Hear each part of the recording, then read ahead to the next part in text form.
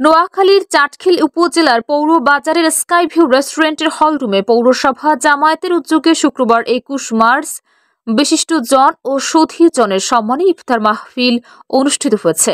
বাংলাদেশ জামায়াত ইসলামী চাটখিল পৌরসভার secretary master Safayat হোসেনের সঞ্চালনায় পৌরসভা আমির মাওলানা আক্তার হোসেনের সভাপতিত্বে অনুষ্ঠানে প্রধান অতিথি ছিলেন বাংলাদেশ জামায়াত ইসলামীর কেন্দ্রীয় মজলিসের শুরা সদস্য ও নোয়াখালী জেলা নায়েবে আমির মাওলানা নিজামুদ্দিন ফারুক।